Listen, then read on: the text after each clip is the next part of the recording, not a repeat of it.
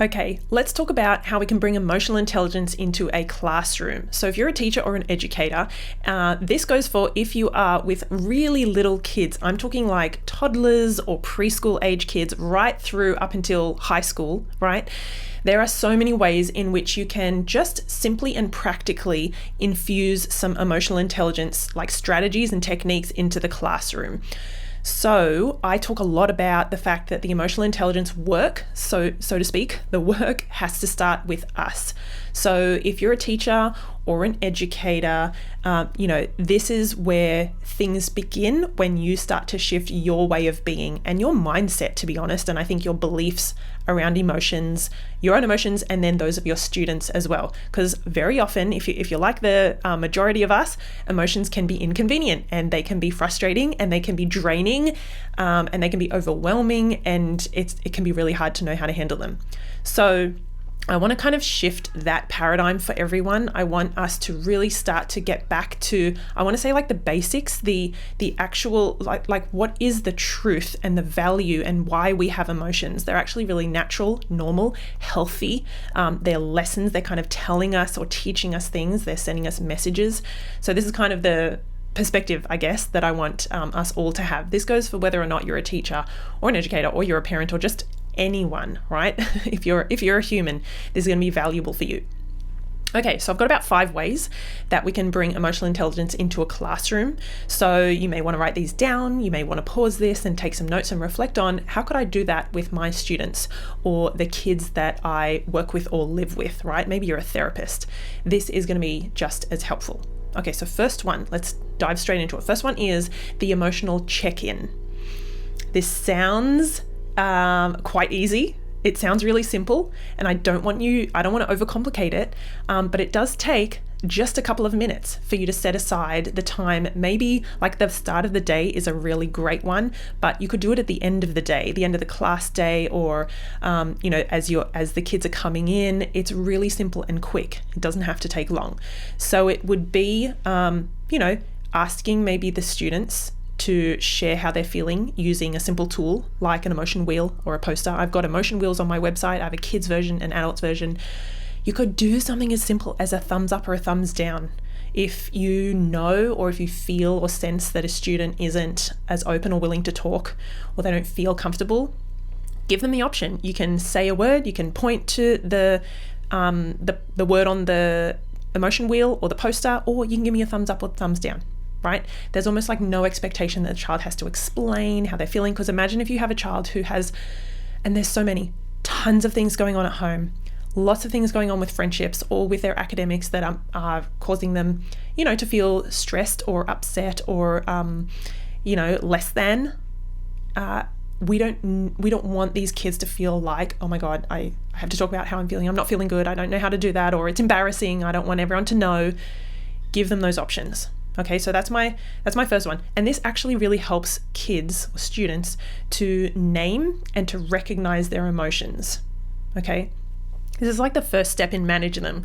Can you recognize them? Can you put a name to them? So it might sound simple, but a lot of us didn't get taught doing this stuff. So it's a beautiful practice to bring in, as I said, for really young kids.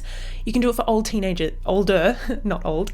You can do it for older teenagers as well. Right? They might be receptive to just picking a word off the emotion wheel, or putting their name, ticking one next to the list on the board, on the smart board or the blackboard, whatever. Okay, so number 2 is modeling your own emotional regulation. Okay, so what we tend to do as adults, because we are busy, we don't have time, we haven't been taught to do this, it's not valued. We just shove down and get on with things. We shove down emotions, we suppress them, or we distract ourselves, or we think, I won't deal with that now, I'll deal with it later, or when I'm at home, or like never, right? So let's take making a mistake, for example, or your lesson plan, or the plan for the day going off track. Imagine if you were to acknowledge that explicitly, and verbalize that to your class, and to say, oh my gosh, guys, I'm feeling a bit frustrated because things are not going as planned. I'm going to take a deep breath. Let me just sit here for a second. I'm going to count to 5. I've got this. Let me just replan things. Like imagine if you were able to, I think, really bring that sense of normalizing, talking about feelings and noticing them and verbalizing them. It's also showing the kids effective coping strategies. It's not just distracting and pushing through and getting on with things. It's acknowledging and verbalizing them. So modeling that emotional regulation, it can be really simple, but we just have to think, we have to consider, that it's something that we need to do if we want to see our kids doing that, basically. If we want to see the students getting frustrated or upset or confused and then noticing that and asking for help, we've got to be able to model that to show them it's normal. We all do it. This is how. It takes 5 to 10 seconds and then we can move on with our day. So that's number 2, modeling your own emotional regulation. You could do it as well if you come in and you've got lots of stuff going on in your outside classroom life or your personal life. You don't have to obviously tell them details about what's happening and what you're going through, but you can tell them, guys, I'm having a stressful week, or there's a lot on my plate at the moment and I'm going to XYZ. I'm going to take a moment. I'm going to do a few quick grounding breaths. Let's all sit on the carpet, or let's all, do this thing together. Who's up for it? Like, just be, I think authentic is the word that comes to mind. You are allowed to have emotions. You are allowed to be stressed. You are allowed to have these moments, big or small, of dysregulation where your world, it feels like it's in chaos sometimes. You're not just a teacher or an educator. You might be a mother or a father or a parent or an aunt or a grandparent or a neighbor. There are lots of things going on for you, and I think that needs to be honored, and that can be healthily expressed and modeled to the students that you're working with. Okay, so number 3, this is really practicing active listening, which is, I guess it's really tied to empathy. So if we can encourage our students to practice active listening, either one-on-one or in group work, giving each other like full attention, right? Giving them that eye contact, like testing these things out. Is that person looking at you? How do you tell them something that's going on in your life that you're excited about or that you are upset about or that was big for you? How do you know that they're listening? Are they looking at you? Are they looking at for teenagers, are they looking at their phone? Are they distracted by other kids? Or how do you feel heard? Right?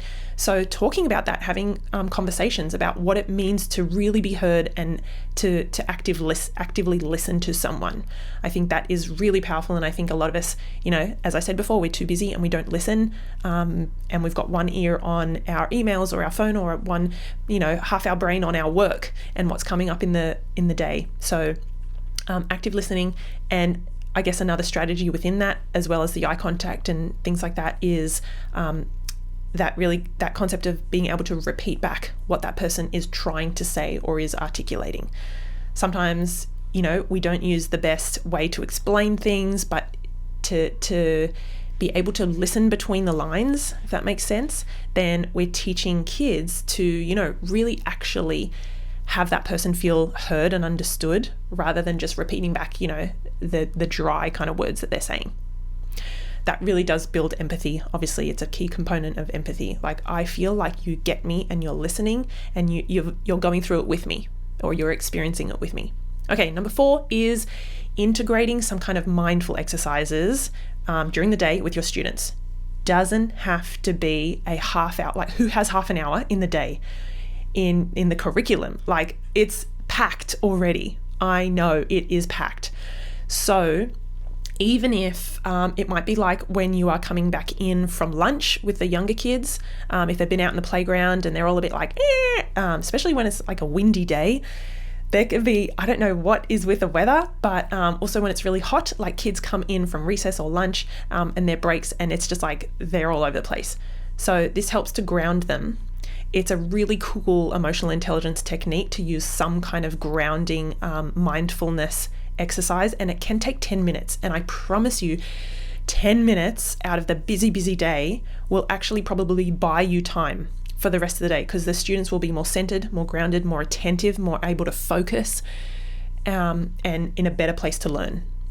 So that might look like doing some group breathing sessions. It might look like some group EFT tapping sessions.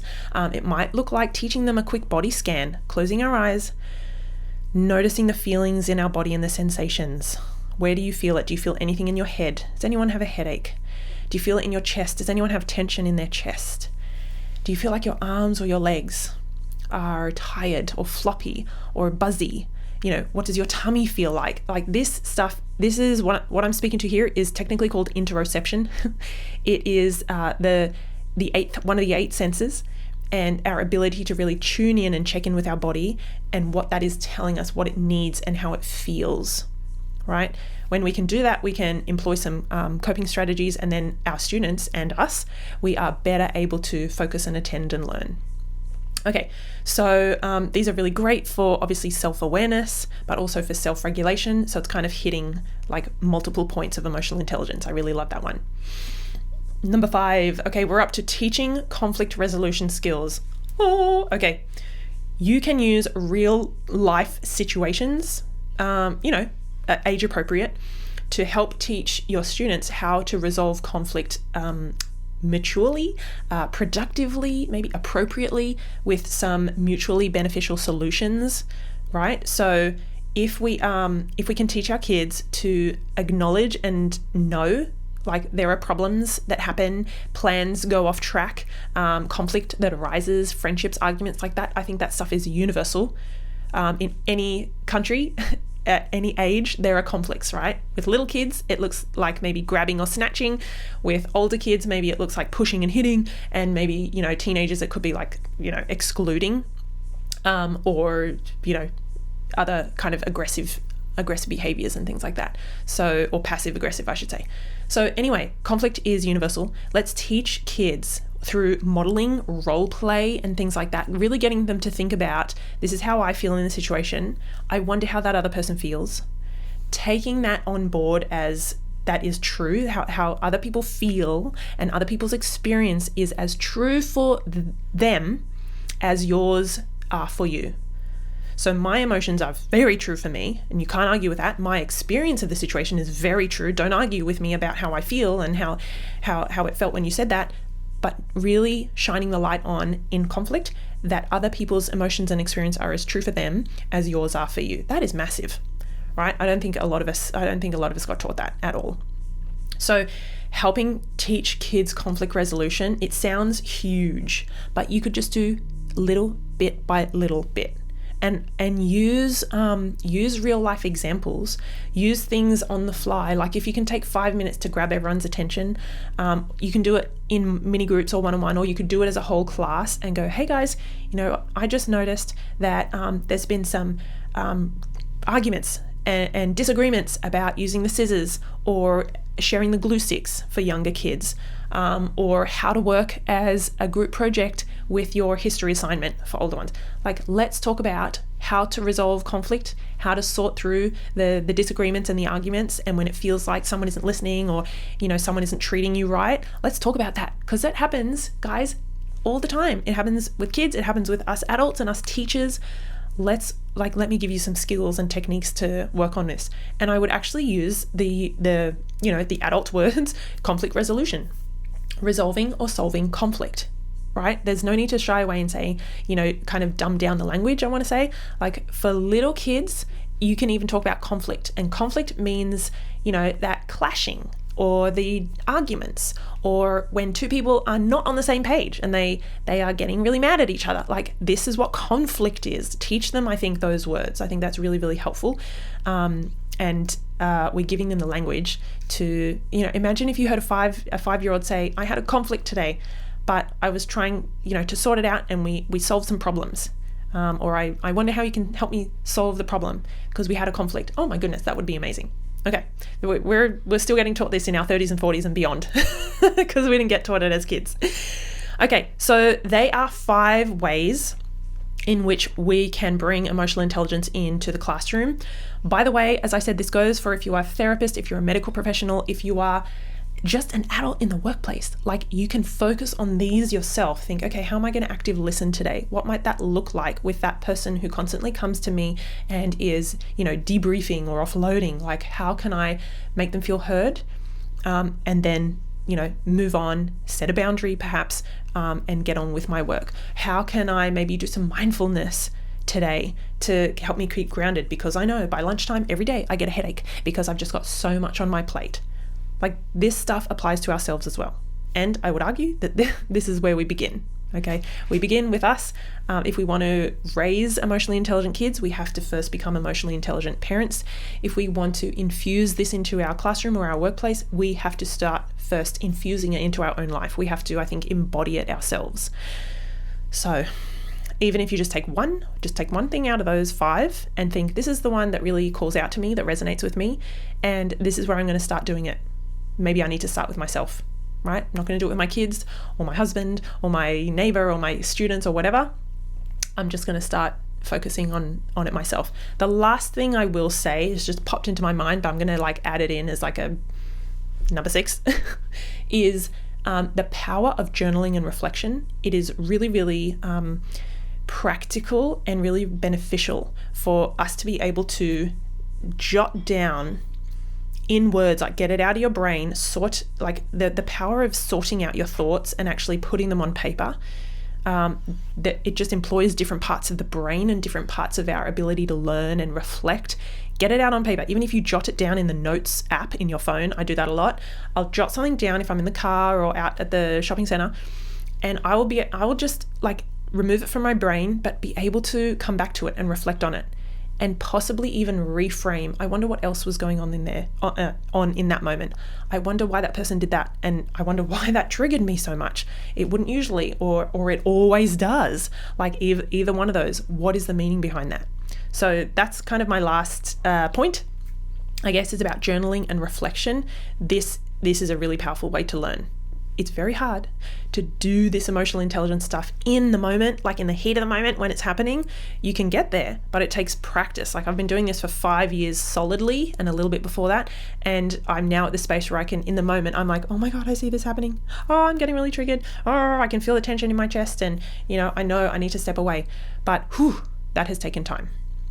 Okay, so these are some really great strategies, I think, for fostering this supportive, emotionally intelligent, empathetic kind of classroom that, a lot of us would love to see. There is so much research that supports emotional intelligence for teachers, for educators, for principals, for administrators, everyone. So oodles of research that supports the benefits.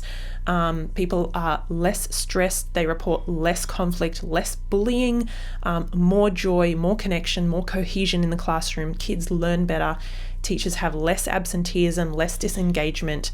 It's just, as I said, an abundance of positive outcomes. So I encourage you to pick one of these. Let me know how it goes. I would love to hear. And as I kind of often say, keep raising those emotionally intelligent kids and keep working on yourself just bit by bit, day by day. You don't have to do it perfectly, but just start, and you will, you can't fathom where you're going to be in a month, in a year, in 5 years. It's pretty amazing, I want to say. Okay, have a great rest of your day, and I will see you guys very soon.